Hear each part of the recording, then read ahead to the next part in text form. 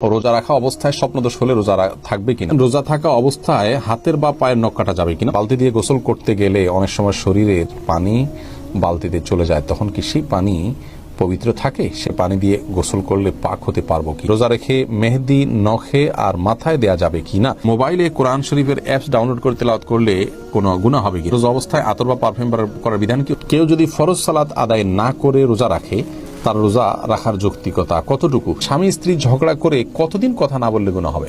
বিতির নামাজ কাজা পড়তে হয় কিনা এবং কাজা পড়তে হলে তা কখন পড়া উচিত? অসুস্থতার কারণে তারাবি যদি 20 রাকাত না পড়তে পারে তাহলে কত রাকাত পড়া উচিত? রোজা রেখে নাক বা কানের ড্রপ ব্যবহার করা যাবে কিনা? ওযু ছাড়া কি কোরআন পড়া যায়? বাসায় যদি কেউ না থাকে, ঘোমটা ছাড়া কি কোরআন পড়া যায়? সিয়ামরত মহিলার দিনের বেলা পিরিয়ড শুরু হলে দিনের বাকি অংশ না খেয়ে থাকতে হবে, খেলে কি গুনাহ হবে? মেয়ে মানুষ মারা গেলে মাইকে জানাজার ঘোষণা করে না কেন?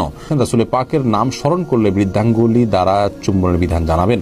আর বিলম্ব না করে চলুন তাহলে আপনাদের যে সমস্ত প্রশ্নগুলো আমাদের কাছে চলে এসেছে সেগুলোর উত্তর দিতে আমরা শুরু করি। আর সেই সাথে বলে রাখি যে এলমি একটা অনুষ্ঠান করা এবং হাদিস ভিত্তিক জ্ঞানের একটি অনুষ্ঠান, অতএব এটিকে অন্যদের দেখার সুবিধার্থে, অন্যদের জানার সুবিধার্থে শেয়ার করে দিন, ওয়াচ পার্টি করে দিন। এর মাধ্যমে আপনার ছোট্ট একটি ক্লিকের মাধ্যমে অনেক বেশি অফুরন্ত সওয়াবের আপনি অধিকারী হতে পারবেন।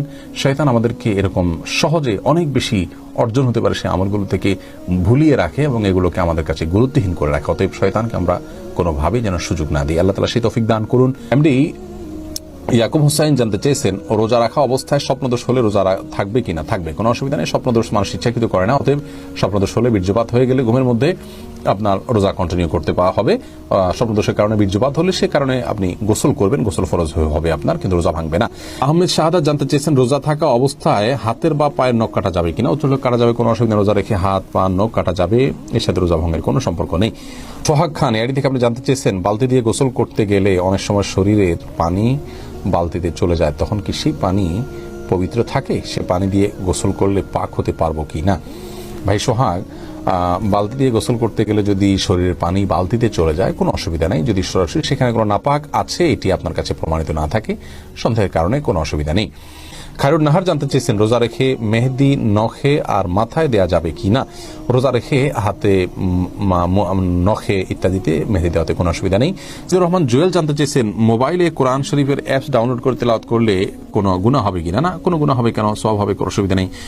এরপরে শিহাব মন্ডল জানতে চেয়েছেন, রোজা অবস্থায় আতর বা পারফিউম করার বিধান কি? উত্তর হলো জায়েজ আছে, কোনো অসুবিধা নেই। আতর পারফিউম ব্যবহার করা যাবে, রোজা রেখে তেল ব্যবহার করা যাবে, কোনো অসুবিধা নেই। শাকুল খান জানতে চেয়েছেন,